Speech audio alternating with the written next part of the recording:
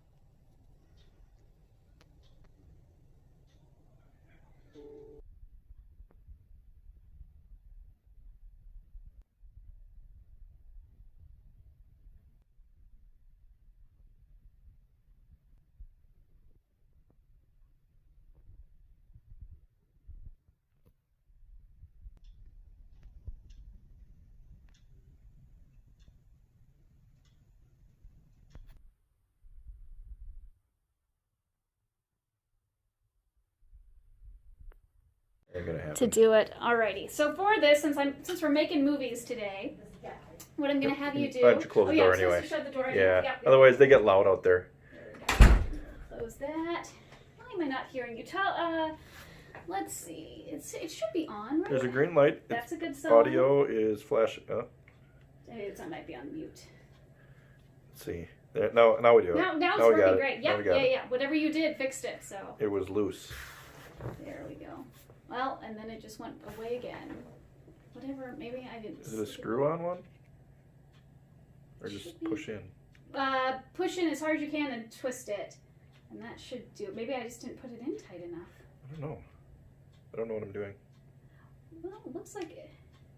It's like, For a okay, second. now it's working. Yep, now Now it's looks going. great. We're Yep, going. you got Okay, it. good. You're rocking and rolling. Wonderful. I'm gonna have you look directly into the old camera here. All I'm gonna right. do this documentary style because That's different. I know, right? This is the new way. The All new way right. to report. So. Okay.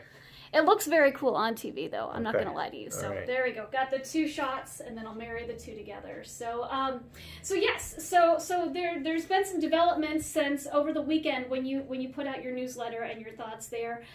Just walk us back down the line of where your mind and your heart was over the weekend and why you put this out there. I'll wait for that. Yeah. Well, really, what I was. So when the governor extended the safer at home order, we were all expecting some kind of direction for what exactly was going to be happening in the coming weeks. Unfortunately, we didn't see that in that safer at home extension. We simply saw May 26th at 8 a.m. with very little on what we were going to do and where we were going to go. And that created a lot of frustration around, not only around the county, but across the state. And so I had conversations with a number of our citizens here in Dodge County, and they were calling me, texting me, sending me emails. They really wanted to know, what is it that it's going to take to get our economy opened up, because there were people who were frustrated, people who didn't have money to put food on the tables, people who were business owners that couldn't keep their doors open, even the essential ones, restaurants, and they're very concerned about how are we going to be able to continue without having our economy opened up even just a little bit, so that we can start bringing in some additional funding dollars, so that they can put the plate in front of their children at home and feed them, make sure they're paying the bills, those types of things. So I was very concerned, and as a result, I had a lot of people asking me to reach out and put out a statement so that the community would know where I stand on the safer at home order and really where we were at on Friday. Absolutely, and you were concerned too that there would be mounting lawsuits because of safer at home and not listening to the citizens and their needs at the moment. Talk to me a little bit about where everything is now, and if you think that you're getting the answers that are needed to that make sense, and make sense for your community here. Well, really, from the beginning of the Safer at Home order, I had concerns regarding some of the constitutionalities of portions of the order, not the entire order. Certainly, there's statutory authority there for the governor and DHS to put out this order, and I respect that and understand that, and we have asked the citizens of Dodge County to also respect it and voluntarily comply with that order. Some of the concerns, though, arose surrounding some constitutionality with specific parts of the order. And as a law enforcement officer, we do have discretion as to how we enforce the law, how we navigate through some of those waters. And in those areas where we saw concerns, or we are still seeing concerns, we're being very cautious about how we're going to proceed. My deputies from day one have been told to ask for voluntary compliance. And if there's a situation where an arrest needed to be made or we had to close down a business, I asked them to call me so that we could evaluate, is there a constitutional issue here? And then at that point, I would reach out to my legal counsel and find out what their opinion is before we proceed. That has been our standard operating procedure since the beginning. Fortunately, we've been able to gain compliance, and we haven't needed to go down the route of making any arrests, and we haven't had to go to take that next step and to really evaluate if something's constitutional or not. But it doesn't relieve the fact that I still do have concerns. And so I have voiced those concerns in hopes that the governor would recognize that. And I am aware that there are also groups out there that may be challenging some of those constitutionality concerns. And we'll see over the next week or two if any of those are challenged in court to provide some additional clarity to us so that we can better enforce the laws. A couple quick questions on that. How many would you say kind of came to you over the last few weeks concerned and worried about their own families and the risks of not being able to work? Would you say, was it a couple dozen? What kind of came in? What were those numbers looking like?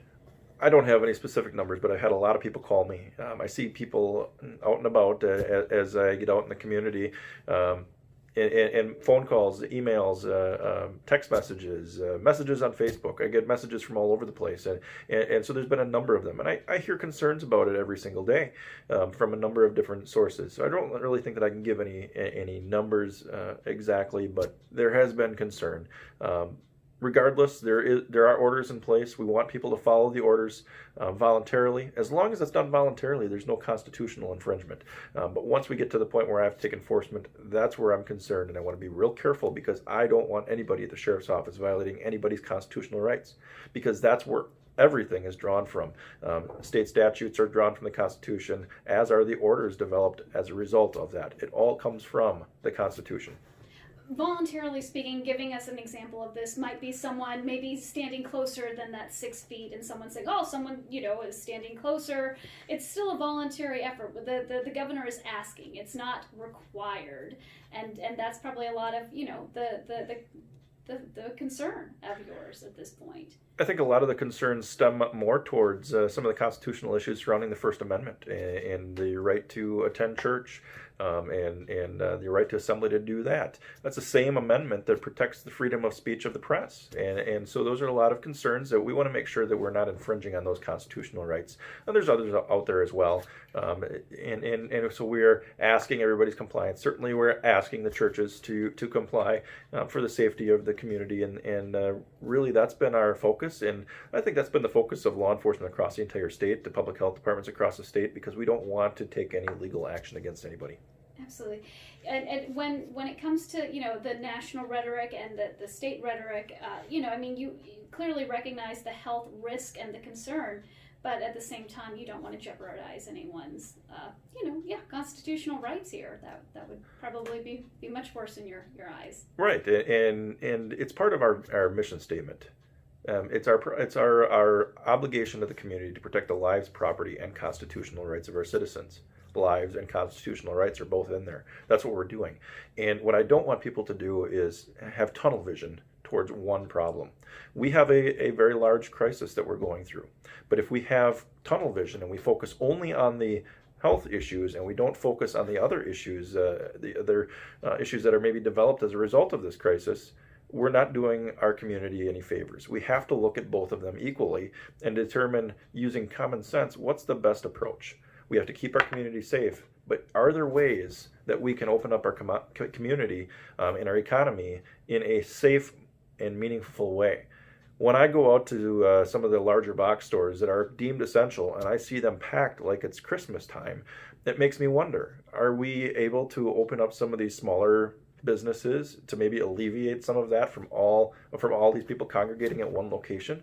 I think there are some common sense practices that can be put into place, and in social distancing practices that can be put into place. Now, I'm not going to make those decisions, but I'm just asking the governor and the state and DHS to take a look and see, is there something that we can do to find some middle ground that will actually be beneficial? Let's look outside the box rather than this is the only way we can do things. Let's find some safe ways to get this done so that everybody can benefit, and we can open up our economy slowly. And I commend and I appreciate the fact that since I put out my initial message on Saturday, that action has been taken, and there's a plan that has been put out as of today on Monday here that we know now what is it going to take for us to open up our doors to our economy, and so that we can put food on the table for our kids, because the money is coming into some of those businesses now. There is a plan in place. That's what I asked for. That is what I think our community wants and needed. Is it opening up tomorrow? No. And did I ever ask for it to open up tomorrow? No. I want it to be done responsibly and with common sense. And I think we're finally getting there, and I really wish that this message would have come out last week when the extension came out initially. I think we all do. I think you hit the nail on the head there. When it comes to the future of all of this, it sounds like you're standing your ground, and you feel this way. You feel passionately about this, and when it comes to cases that you've been perusing and looking at, have any of them risen to the level of needing to take action at this point, or have most of them been your discretion, small potatoes, if you will? We haven't had anywhere we've had to force anybody to close. We've made some suggestions, some strong suggestions to a few businesses, and they've complied. It's been about voluntary compliance. The only charges in violation of the order that we have had are for drug runners coming up from Illinois, peddling their product here in Dodge County. Those individuals were charged, or we request charges of the DA's office, because certainly drug running from Illinois up here to Wisconsin is not considered essential travel, and certainly would not be legal on any day. And therefore we have filed charges on that particular case. But other than that, voluntary compliance has been overwhelming throughout our community. And I think our community has been very patient. Without this plan, the patience was running out. I think this plan will help that, and we can move forward and have an understanding that we're going to get there, and it's not going to be another 5 weeks of the same thing. There's hope as long as we make the right progress, which means by making progress, we need to continue to keep these social distancing practices in place so that we don't go the other direction. Because if we go the other direction, we won't be able to open up. But if people understand this is our goal, this is what we need to get to so that we can start opening up, and these are the things we need to accomplish, I think we can get there. Awesome. I probably playing with that. I'm just curious, planning yourself to go down to the protest on Friday in Madison. Your thoughts on that? No, I won't be participating in any protests or gatherings. In my opinion, I don't think that that's beneficial at this point, especially now that we have an amended order with a plan for the future. We need to keep our distancing, and it's a very difficult time. We do need to get our people back to work, and we need to do that as quickly as possible, but we need to be smart about how we do that. So I will not be attending any protests or gatherings, nor would I promote anybody to be doing that at this point.